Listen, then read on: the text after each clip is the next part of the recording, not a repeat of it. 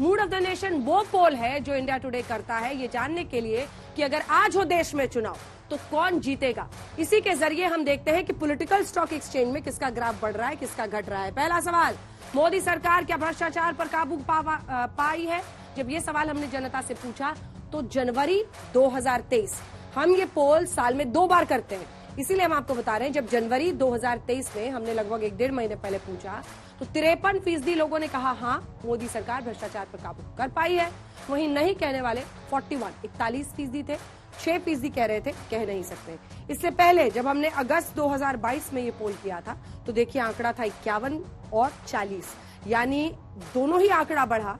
बाद में 53% मानते हैं, लेकिन हमने उससे भी पहले जब जनवरी 2022 में यही सवाल पूछा था तो 56% लोगों ने कहा था कि हाँ मोदी सरकार भ्रष्टाचार पर काबू पाई है। नहीं कहने वाले 37% थे।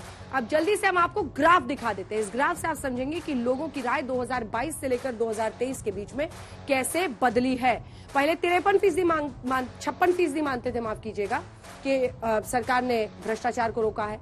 फिर 51% पर आया, फिर बढ़ के ये ग्राफ अब 53% पर हो गया है।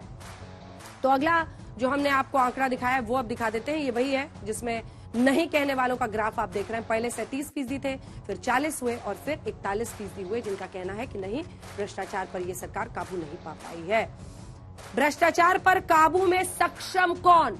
जब ये सवाल हमने देश की जनता से पूछा मूड ऑफ द नेशन सर्वे में, तो सबसे पहले देखिए जनवरी 2023 की ये जानकारी, जिसमें केंद्रीय एजेंसियां कह रही हैं 41% जनता, लोकपाल 15, अदालतें 28%, 16% कह नहीं सकते। ये जनवरी का है आंकड़ा। अगला आंकड़ा हम आपको दिखा देंगे, इससे पहले का अगस्त 2022 का, जिससे आप ये समझ पाए कि लोगों का भरोसा बढ़ रहा है भ्रष्टाचार के मुद्दे पर या सरकार से छिटक रहा है उनका कॉन्फिडेंस। तो जब हमने अगस्त में ये सवाल उनसे पूछा था तो हम आपको दिखा रहे हैं जनता ने क्या कहा। नेताओं पर ईडी के जो मामले हैं, ये बहुत इंटरेस्टिंग डेटा है, इसको गौर आप लोग सभी देखिएगा। 2004 से 2014 में जब यूपीए की सरकार थी तो कांग्रेस पर 5 मामले, बीजेपी पर 3, 7 टीएमसी पर 7, ममता बनर्जी वाली पार्टी और बीएसपी पर 2।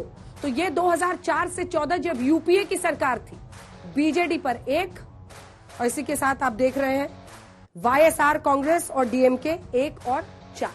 ये इंटरेस्टिंग है क्योंकि ये वो एरा है जब यूपीए की सरकार थी। तो उन्होंने किस पर सबसे ज्यादा एक्शन लिया है? आपने देखा टीएमसी पर, ममता बनर्जी की पार्टी पर ईडी ने सबसे ज्यादा कार्रवाई की थी 2004 से लेकर 14 में। 5 कांग्रेस वालों पर भी कार्रवाई हुई थी और उसी के साथ 3 बीजेपी वालों पर भी कार्रवाई हुई थी। नेताओं पर ईडी के जो मामले हैं 2014 से अब तक आते हैं मोदी सरकार पर। कांग्रेस 24, बीजेपी और सहयोगी 6, TMC 19, NCP 11, DMK 6, BJD 6, RJD 5, BSP 5, SP 5, TDP 5, आम आदमी पार्टी के 3, शिवसेना 8। तो ये आपको दिख रहा है कौन सी पार्टी के खिलाफ क्या क्या कार्रवाई हुई है। आईएनएलडी के खिलाफ भी 3, बीआरएस 1, सीपीएम 2, एनसी 2, पीडीपी 2। नेताओं पर ईडी का एक्शन अब हम आपको बता रहे हैं कि ईडी का एक्शन क्या क्या अभी तक हुआ है नेताओं पर। तो सबसे पहले मोदी सरकार में बीजेपी और सहयोगियों पर यूपीए में 3 हुआ था, मोदी सरकार में 6 हुआ है। कांग्रेस पर 5 मामले हुए थे, अब मोदी सरकार में 24 हो गए कांग्रेस पर। आप ग्राफ का राइज देखिए, 5 से सीधा 24। उसके बाद आइए टीएमसी पर 7 हुए थे और मोदी सरकार में 19, लगभग 3 गुना का जंप है।